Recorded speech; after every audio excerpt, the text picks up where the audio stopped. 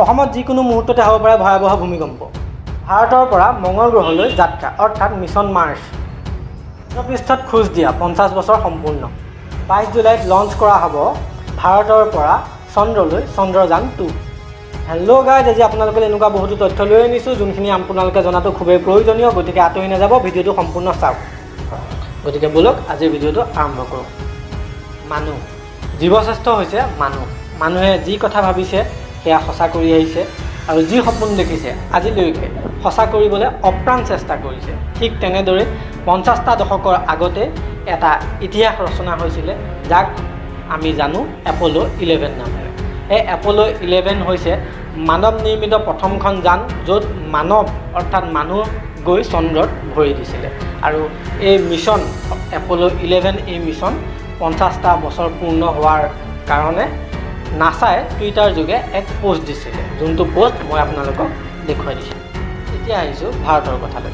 মই অলপ আগতে কৈছিলোঁ যে 22 জুলাইত উৎক্ষেপণ কৰা হ'ব ভাৰতৰ পৰা চন্দ্ৰলৈ চন্দ্ৰযান 2।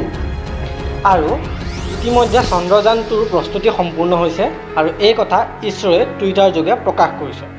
15 জুলাইত এই যানখনৰ উৎক্ষেপণ কৰাৰ কথা আছিল, কিন্তু কাৰিকৰী সমস্যাৰ বাবে এই যানখন উৎক্ষেপণ কৰিব পৰা নগ'ল।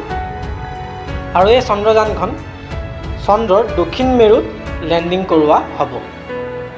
এতিয়া কওঁ ভাৰতে ৰচনা কৰা এক বিশেষ ইতিহাসৰ কথা, অৰ্থাৎ মই ক'ব বিচাৰিছোঁ ভাৰতৰ পৰা মঙ্গল গ্ৰহৰ অভিমুখে উৎক্ষেপণ কৰা মঙ্গল যানখনৰ কথা।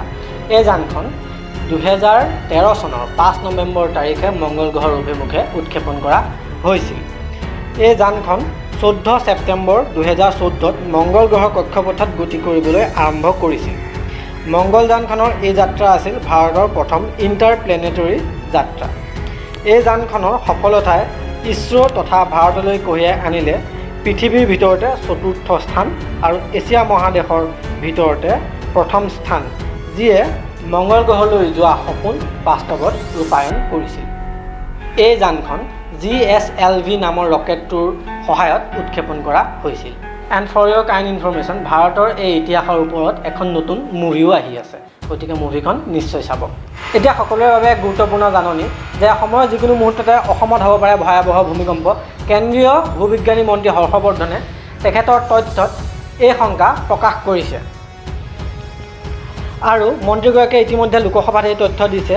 এই তথ্য অনুসৰি বছৰেকত 5 চেণ্টিমিটাৰ উত্তৰ পূব ফালে আহি আছে মাটিৰ তলত থকা ইণ্ডিয়ান প্লেট। 3.5 বছৰত উত্তৰ পূবত 319টা ভূমিকম্প সংঘটিত হৈছে। তাৰে ভিতৰত 91টা ভূমিকম্পৰ চেণ্টাৰ পইণ্ট হ'ল অসম। এই তথ্য দিছে ভূবিজ্ঞানৰ বিজ্ঞানীসকলে যে অসমৰ যিকোনো মুহূৰ্ততে ঘটিব পাৰে ভয়াৱহ ভূমিকম্প, গতিকে সাৱধানে থাকক আৰু এই নিউজটো যিমান পাৰে শ্বেয়াৰ কৰিবলৈ চেষ্টা কৰক, যাতে আমি আহিবলগীয়া এই বিপদৰ পৰা কিছু হ'লেও হাত সাৰি থাকিব পাৰোঁ। যদি ভিডিঅ'টো ভাল পালে লাইক কৰক, চেনেলটো ছাবস্ক্ৰাইব কৰক, শ্বেয়াৰ কৰক, যাতে এনেকুৱা তথ্যসমূহ আমি আপোনালোকক আৰু আগলৈ জনাই থাকিব পাৰোঁ।